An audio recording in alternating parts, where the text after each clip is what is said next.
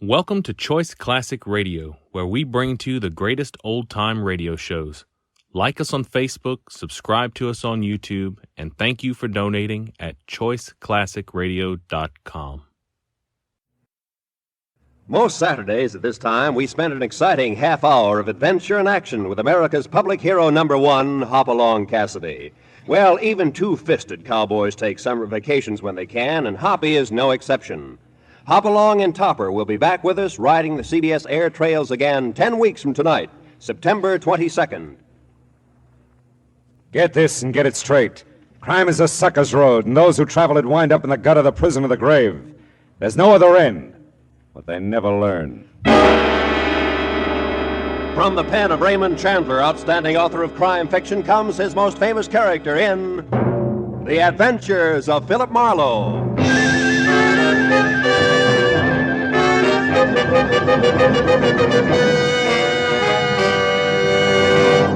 Now, with Gerald Moore, starred as Philip Marlowe, we bring you tonight's exciting story, The Dear Dead Days.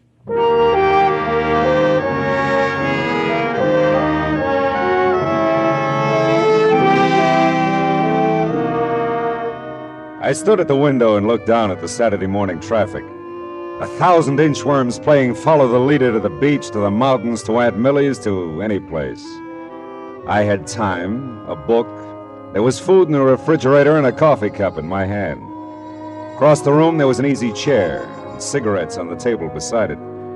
The clock said it was 9:15. I hadn't shaved and I wasn't going to. It was Saturday all day, and it was mine.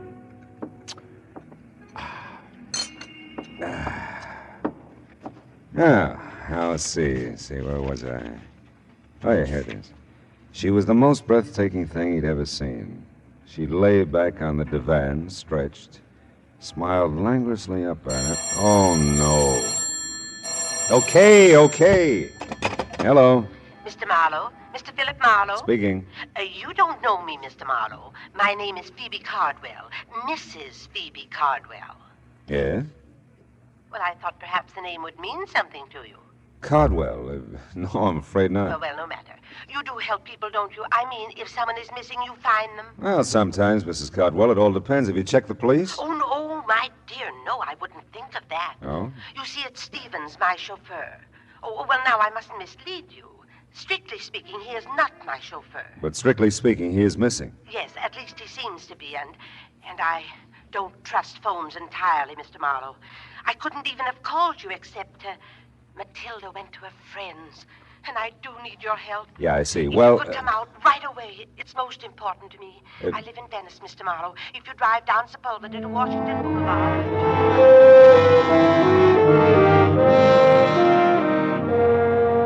Well, what do you do? Maybe I thought about my grandmother. Maybe I thought of $25 a day. I don't know. Whatever it was, I joined the inchworm anonymity that was the traffic line to the beach cities. Now, Venice is not a spot to which I normally gravitate, but there was something in Mrs. Phoebe Cardwell's distinguished old voice that told me this was not a Saturday for normalcy. The house was what used to be called a bungalow, and the ramrod little figure waiting for me in the doorway was what used to be called beautiful. Phoebe Cardwell, for all her 75 years, had worn well and knew it. It's just possible that I didn't make myself entirely clear on the phone, Mr. Marlowe, about Stevens. Well, he's your chauffeur and he's missing, huh? He was my chauffeur. It seemed like a very long time ago since I've seen him. You see, after Horace died in 1948, Horace was my husband. Oh. You see, after Horace died, Stephen stayed on to drive for the family who took our Pasadena house. Oh, he did this with my blessing, of course. Horace, rest him, left me very little, really. I say this with no malice, Mr. Marlowe, merely to point out that for me to retain Stevens was quite out of the question. Yeah, I suppose so. So I moved in with my younger sister, Matilda. She's visiting a friend at the moment. I wouldn't want Matilda to share my concern over Stevens, and I'm sure you'll respect that. Oh, of course, Mrs. Cardwell. Thank you. Now, look, so far as you know, is Stevens still driving for the family who took your house? Oh, I'm sure he is. He must be. It's just that, well, on Thursdays, his day off, he always brought the limousine over to take me for rides and run my little errands. Oh, understand now. The Brandts are fully aware of this. That's the family he works for. Who have my home in Pasadena. And Stevens hasn't been to see you in some time. In weeks, and not a word, you understand. I find it difficult to tell you precisely how I feel about this, Mr. Marlowe. Stevens is like a son to me. Perhaps he's ill or troubled. Oh, I'd want to know that. I might be able to help. You phoned, I suppose? Oh, I'm embarrassed to say how many times. But no answer, none at all. I've a writing desk in my room, Mr. Marlowe. I'll write the Pasadena address and phone number for you. My number, too. Oh, I shan't be a moment now.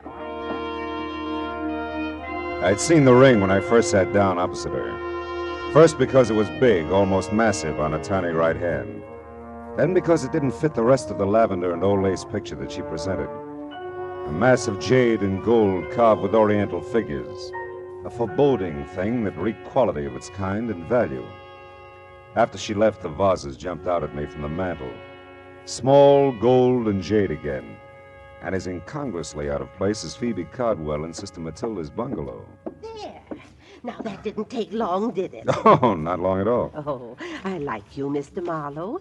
You'll find Stevens for me, I know. Well, I hope so, Mrs. Cardwell. And if I do, what'll I tell him? That I want to see him or hear from him.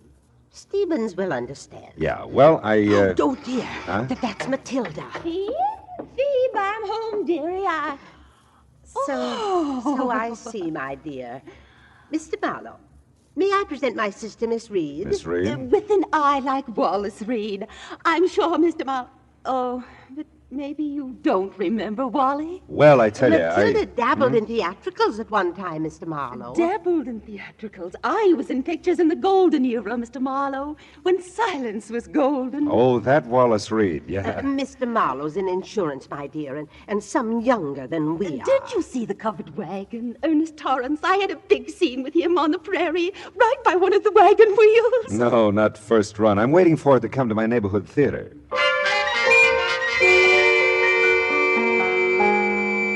Matilda was a doll.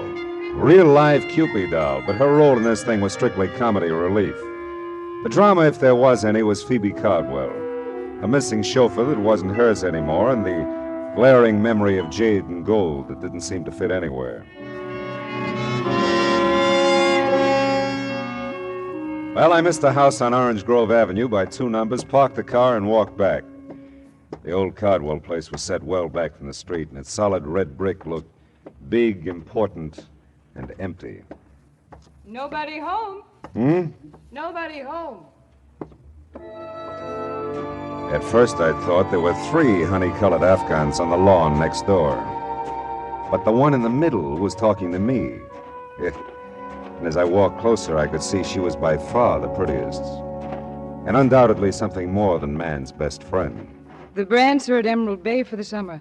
I thought I'd told everyone. Yeah, well, I'm the one who forgot to ask you. My name's Marlowe. I'm Kip Harcourt. Margaret Reilly. Kip's for the reserve section. Hello, Kip. I've never seen you before. Yeah, well, believe me, I'm sorry. I believe you, Marlowe. Yeah, I got a first name. I like Marlowe. Oh. Forget about the Brandts. Come on and play on this side of the hedge. I don't know the Pasadena rules. Same as Texas. No.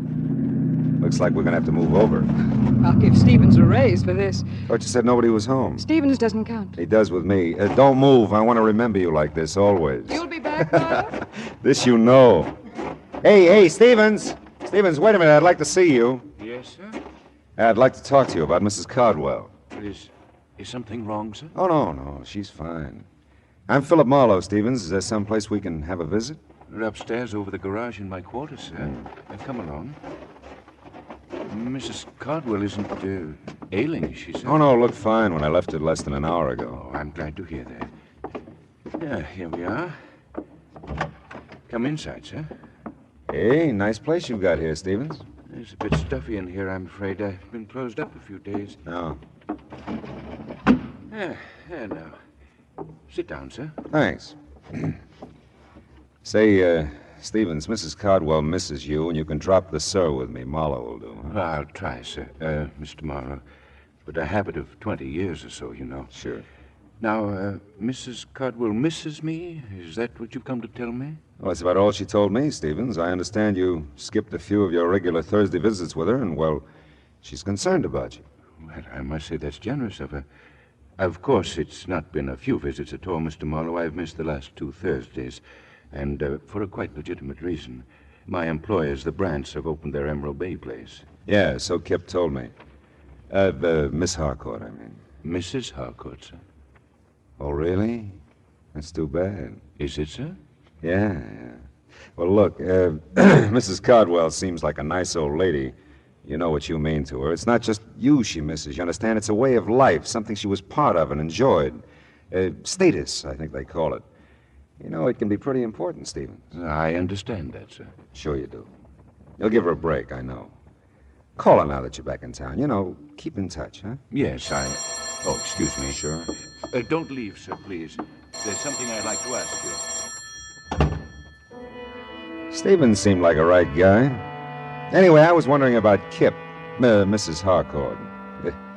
I had her figured all right, but not for married. I dismissed it at the back of my mind and started casing Stevens' little palace. It was nice enough in the brown to gray motif, neat, tidy, like Stevens, except for a bunch of packing boxes grouped in the corner behind the divan.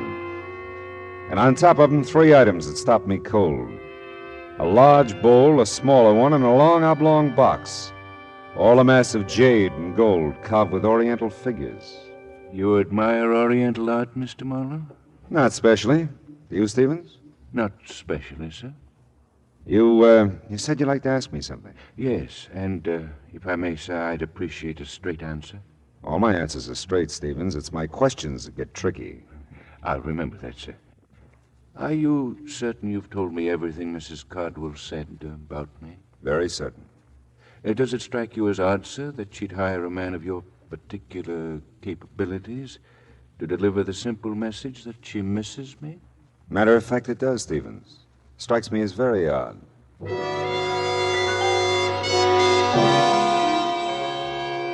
I couldn't tell Stevens anymore because I didn't know anymore.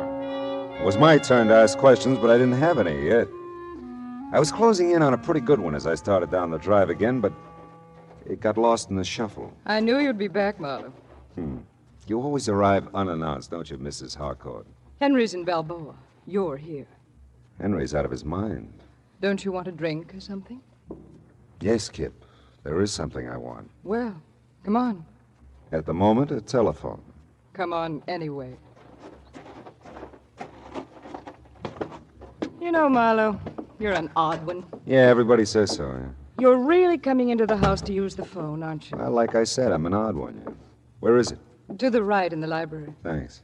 Are you a friend of Stevens? Why? Because you're not a friend of the Brants. Yeah, well, I'm really a friend of Mrs. Cardwell's. Phoebe's? Why didn't you say so? Would it have mattered? Well, little. I lived next door to Phoebe and Horace for years. Here? Here. It's my house. Henry married my money. Poor Phoebe. Horace didn't leave her a thing. No one understood it. Leans against the estate as big as a house. Big as the Cardwell house? That's how the Brants got it. Mm-hmm. Is she still interested in art, or do you know? Oh, I think so, only on maybe not such big scale. Beautiful wings she donated to the museum. I guess she never gets over here anymore. No, not much. Say, you know, I forgot the name of that museum. She mentioned it. Live Oak Museum on California Street. Oh, yeah. I liked Phoebe. Tell her Kip says hi when you see her. Yeah, I will. You still want to use the phone, Marlowe?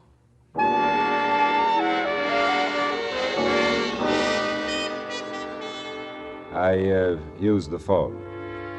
I called Phoebe Cardwell, explained Stephen's absence, and gave her Kip's best. And the case was closed. All I had to do was wait for a check. But all of a sudden, I didn't feel very good about any of it. It was like a hangover. You know, I felt something should make sense, but nothing did. The jade and gold at Phoebe's, the stuff in Stephen's quarters that looked just like it. Was it hers? Did she give it to him? Did he take it? Questions I had, but no answers. I stood there at the window in Kip's library and watched a car pull to a stop in front of the old Cardwell place. Watched a thick little man get out and start to walk up the gravel driveway. I wasn't sure until he walked right past the library window. Then I knew I had the beginnings of all the answers. The thick little man was Fritzie Ott, one of the better fencers around town. And he was on his way to see Stevens. A minute later, Kip told me of empty servants' quarters over her garage. Another minute later, and I was there. The two garages weren't 6 feet apart. And there was lots to hear if you listened.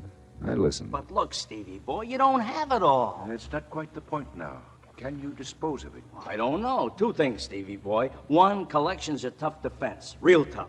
Two, this isn't the whole deal. But I don't understand. This isn't the whole deal. Some pieces missing. I've seen pictures of the Cinco collection. Some pieces are missing here. 2 vases and a ring, to be exact. Yeah, you're right. You got them? Well, not exactly. I might be able to get them. Look, I'm trying to tell you, Stevie boy. One, I'm not even sure I can fence the whole collection. But two, I ain't got a prayer of doing it if it's incomplete. Are you with me there? Do you understand that? Yes, I understand it. It might take time to obtain the other pieces. Then you better spend some time, Stevie boy, or we got no arrangement whatsoever. I tell you, I'll nose around, see what's the best deal I can get, providing you deliver the full treatment. You see what you can do about getting it, and we'll meet here tomorrow at noon. But I really don't think Oh, never mind. I've got to have the money. All right. Tomorrow at noon. You didn't have to hang any signs on it. It was all there, or most of it was. The Cinco collection meant very little to me, but it meant money to Stevens and Fritzy Ott. I had an idea it meant something else again to Phoebe Caldwell. And I had another idea. The Live Oak Museum on California Street and the wing that Phoebe had donated to it. I couldn't risk the delay of a Texas rules bout with Kip, so I skirted the house and ran through the dusk to my car. 5 minutes later, I stood in front of the words Live Oak Museum, Percival Wallace, Director, open to visitors 9 to 5 weekdays, 9 to 12 Saturdays, 12 to 5 Sunday afternoon. Oh, nuts.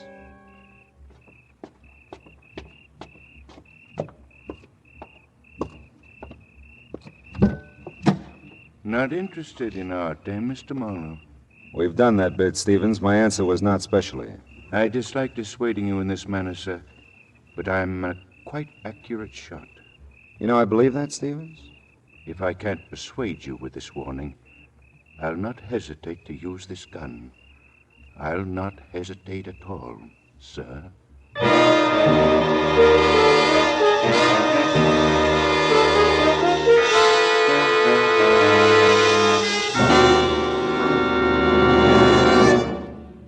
In just a moment, we will return to the second act of Philip Marlowe. But first, now that vacation time is here, our streets and highways are more crowded than ever. Don't take chances. Obey the traffic rules and drive carefully. The life you save may be your own. And now with our star, Gerald Moore, the second act of Philip Marlowe, and tonight's story, The Dear Dead Days.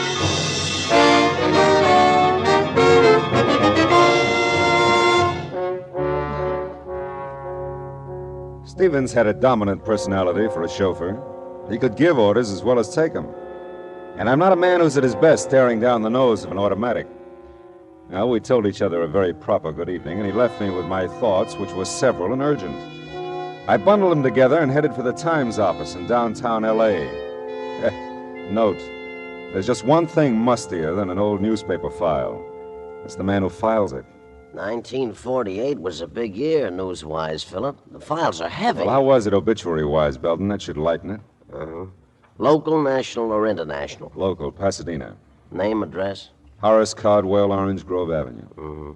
Cardwell, Horace. That's it. January 30, 1948. Page 1, part 2.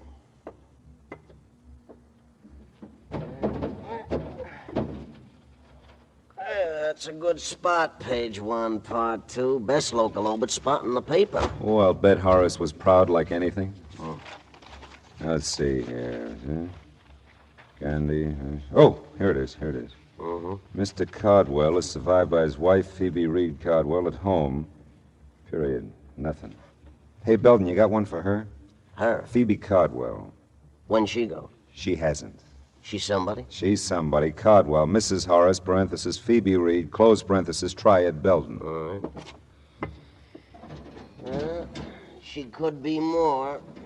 She'll never make part 2, page 1 at this rate. Yeah, that's too bad, but read it anyway, huh? Born Waterloo, Iowa, June 7th, 1876. She's Gemini, Philip. That's wonderful. Will you just read? Oh, yeah. Okay. Married Horace Caldwell, so-and-so. Moved to California. She was so-and-so. Oh, Chairman of Art and Culture Committee, Live Oak Museum, Pasadena. That's it. Go ahead. Traveled extensively all over the world, brought back many valuable paintings and objects d'art. Yeah, it's reasonable. To the museum, most famous of which is Sing Woo collection of jade. And, well, that's about it, Philip. I love you, Belden. Thanks.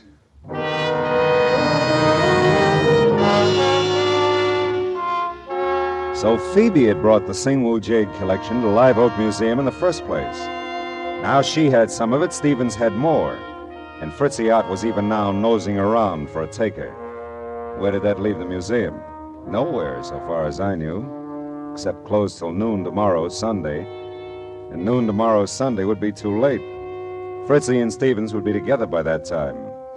Note: Percival Wallace is a quiet little man who doesn't like to talk to private eyes about museum business at home or anywhere. The museum has operated for 30 years, Mr. Marlowe, and not one shred of notoriety. Not one shred. Well, I think we can keep the record clean, Mr. Wallace. All I want to know is when the Sing Woo collection was stolen from the museum. I didn't say it was stolen. I said we no longer had it. Okay, you no longer have it. How long have you no longer had it? And it was since Christmas week, 1947. Would you notify the police? Certainly not. Why? Mr. Marlowe, I tried to tell you, not one shred of notoriety in 30 years. Yeah, but it's a valuable collection and it's missing. The board of directors did subscribe to a reward, Mr. Marlowe. Only a fraction of the Sing Woo's real worth, of course. A mere $20,000. But, of course, this was done very quietly. Very quietly. So quietly, nobody knows about it. All right, tell me, did Mrs. Cardwell contribute to the reward? I don't recall. And you wouldn't say if she did. Thanks, Mr. Wallace. You're just downright bully.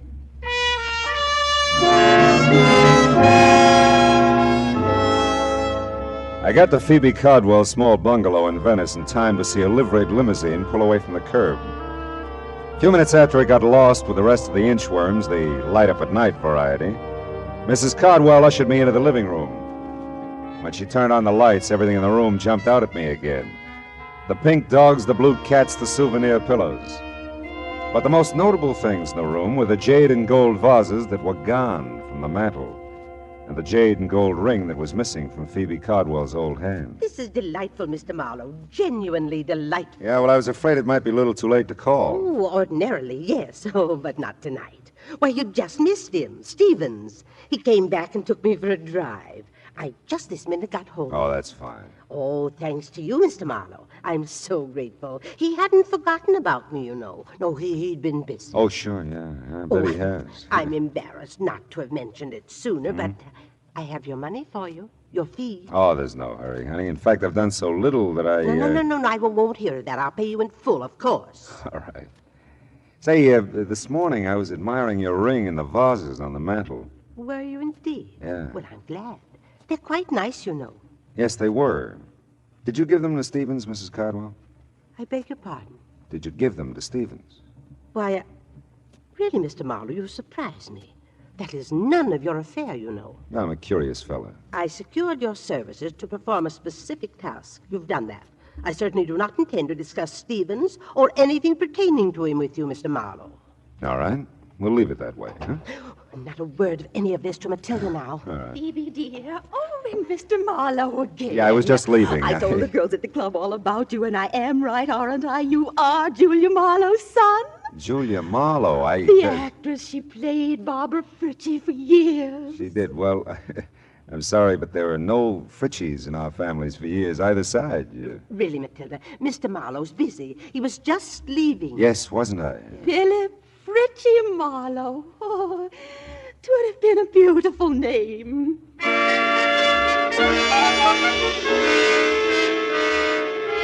The lights in Kip Harcourt's house were off when I got back to Pasadena. Those in Stevens' quarters above the garage were still on. It was better that way. I wasn't worried about Stevens' automatic anymore. There was a very good chance he wouldn't use it. Hey, Stevens, it's Marlowe. Open up.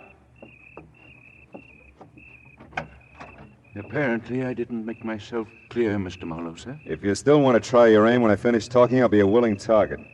Come in, sir. It's almost midnight. You're meeting Fritzy at noon tomorrow. We're going to have to work fast. I warned you to stay out of it, Mr. Marlowe. Now, listen, Stevens, hear this. I know about a lot of it, and I got some good guesses on the rest. Let's make a deal.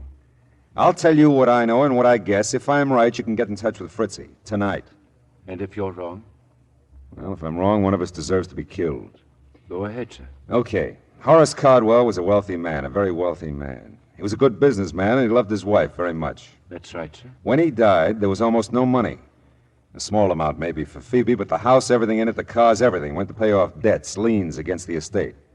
What else do you know? That Phoebe Cardwell contributed a wing to the Live Oak Museum. That she brought art treasures from all over the world to put in it, including the Singwu jade collection. That the collection's been missing from the Cardwell wing since Christmas 1947. Horace died of a cerebral hemorrhage in January 1948. And nobody wants to talk about who took the collection, least of all the people at the Live Oak Museum.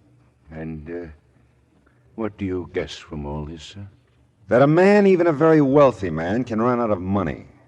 Especially if he has a wife who's a wonderful woman, but with an eye and a hand for expensive art treasures. Phoebe's sick, Stevens. Kleptomania is an illness. I know, sir. It's been such a well-guarded secret. It took all Mr. Horace had to pay for the things she took. People to watch her, keep track of her. You know her, sir. He couldn't bear to get help for her, psychiatric help. Now, she needs money, just to live on. She has so little, and... You love her very much, don't you? Yes. Yes, I do. Well, she can't have too many more years, Stevens, and $20,000 is a lot of money. $20,000, Mr. Marlowe? Now, look, Stevens. You've called it a well-guarded secret. Believe me, it was, and it is. Even those of you who've been protecting Phoebe all these years haven't leveled with each other. How she moved the collection out of there, I'll never know, but the museum's had a $20,000 reward for its return for several years. Well, I didn't know that, sir. I know you didn't. And it suddenly dawns on me that Phoebe's been handing you the Singwu collection bit by bit ever since she, came by it. Maybe in appreciation for your years of faithful service, huh? Well, she said it might come in handy, sir, if I ever needed money. If I needed money, Mr. Marlowe. Yeah, I know, Stevens. Hey, you got a conflict tomorrow. You can't be here meeting Fritzy and be at the Live Oak Museum when it opens at noon, too. Well, I'll call Fritzy. I'll tell him our arrangement is off. And Stevens, can't you just see Percival Wallace's face tomorrow when he eyes the Singwu collection again?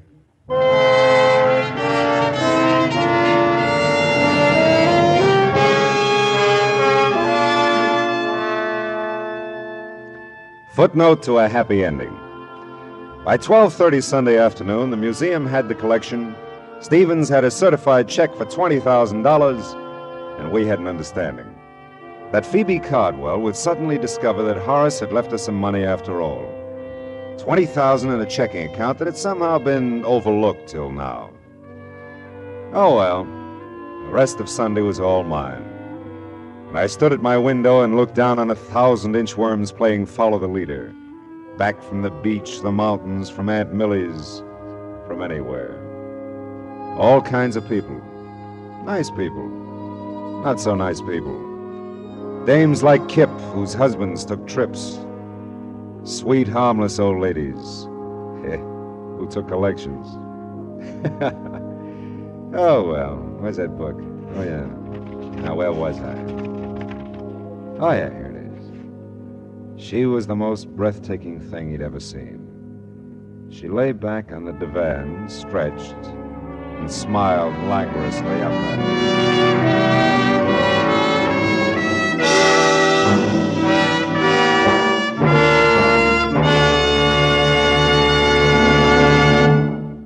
The Adventures of Philip Marlowe, bringing you Raymond Chandler's most famous character, star Gerald Moore, are produced and directed by Norman MacDonald, and was written for Radio Tonight by Kathleen Height and Adrian Jondot. Featured in the cast were Verna Felton, Bill Johnstone, and Lynn Allen, with Ann Morrison, Ralph Moody, Jerry Hausner, and Sidney Miller. Gerald Moore may soon be seen in the Santana production Sirocco. The special music is composed by Pierre Garrigank and conducted by Wilbur Hatch. Be sure and listen again next week at the same time when Philip Marlowe says... This time a pair of green eyes held a promise. A house on Bedford Drive held a murder. A Malibu motel held a secret, and I almost held the sack.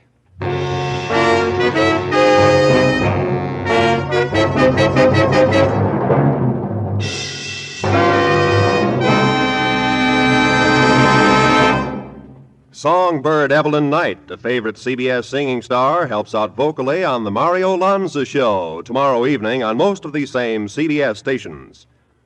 Stay tuned now for Gangbusters, which follows immediately over most of these same CBS stations. Roy Rowan speaking. This is CBS. Hear Horace Hyde every Sunday night, the Columbia Broadcasting System.